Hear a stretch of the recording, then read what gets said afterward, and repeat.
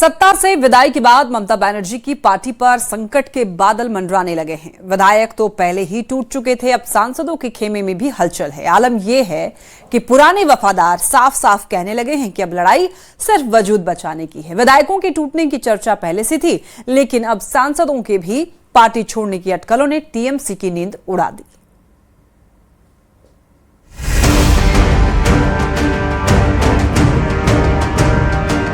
पश्चिम बंगाल में ममता बनर्जी की party TMC इस वक्त सबसे बड़े राजनीतिक संकट से गुजरती दिखाई दे रही है। जिस पार्टी ने कभी बंगाल की राजनीति पर लोहे की पकड़ बनाई थी, आज उसी पार्टी के भीतर बगावत, भगदड़ और बवाल का दौर शुरू हो चुका है।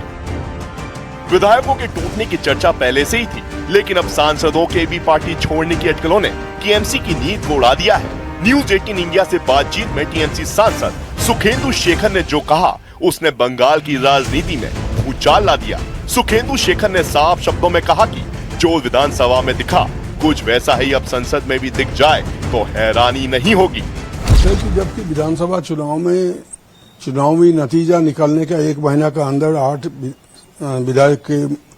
विधायक में से 60 विधायक अचानक अलग गुट बना लिया और उन्होंने नेतृत्व के खिलाफ बयान भी देने लगा, तो इसका असर लोकसभा में या राज्यसभा में नहीं होगा।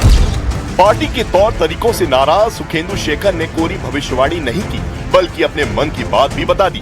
मैं तो मानसिक तौर पे पार्टी में नहीं हूँ। मैं एकदम बिल्कुल आपको अंदर से बोल रहा हूँ, मेरा अंतर से बोल रहा हूँ, दिल से बोल रहा हूँ कि मानसिक तौर पर मैं इस पार्टी में नहीं हूँ। लेकिन अब क्या निर्णय लेना है मुझे, इसके लिए मुझे थोड़ा बहुत वक्त चाहिए। उधर टीएमसी में मचे इस घमासान के बीच बंगाल विधानसभा में पार्टी की टूट के सूत्रधार नेता विपक्ष रीता बनर्जी ने भी ऐसा खुलासा किया, जिसने पार्टी की अंदरूनी हकीकत को सामने ला दिया। रीता बनर्जी ने दावा किया कि चुनाव हारने के बावजूद पार्टी ने बैठक में जीत का भ्रम फैलाया और अभिषेक बनर्जी की शान में कसीदे पढ़ने को तक कहा गया।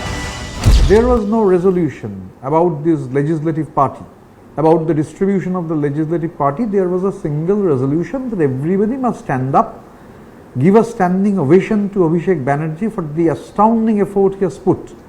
And it was also said that Trinamool has not lost the elections. Actually, 100 seats Trinamool has been made to be defeated. We have 180 seats, 100 seats are made to be defeated. So the actual count is 180 seats. See, when everybody was told to give a standing ovation, you may ask. चुनावी मैदान में करारी हार के बाद ममता की party बगावत और विरोध की दोहरी मार झेल रही है। अभिषेक बनर्जी के साथ जो सलूक हुआ, वो सबने देखा और इस कतार में टीएमसी के विधायक मदन मित्रा का भी नाम जुड़ गया है। पश्चिम बंगाल के कमरहाटी में मदन मित्रा पर लोगों का गुस्सा इस कदर फूटा कि गाड़ी पर अंडों की बरसात कर दी। वो तो शुक्र है सिक्योरिटी का, जिन्होंने मदन मित्रा को वक्त रहते मौके से बाहर निकाल लिया।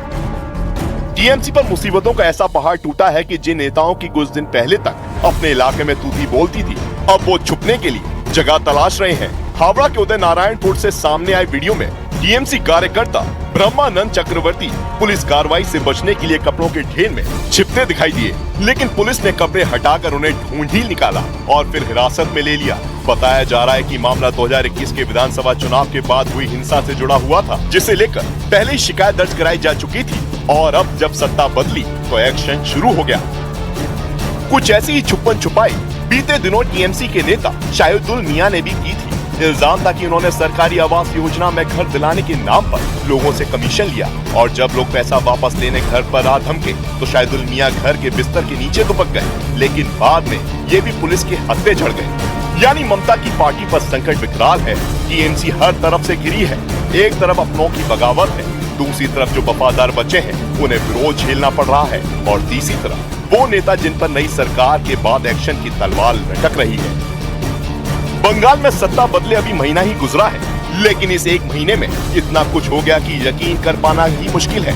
जो ममता देश में बीजेपी के खिलाफ विपक्ष का सबसे मजबूत चेहरा दिखती थी, आज उनके सामने अपनी पार्टी बचाने की चुनौती खड़ी हो गई है।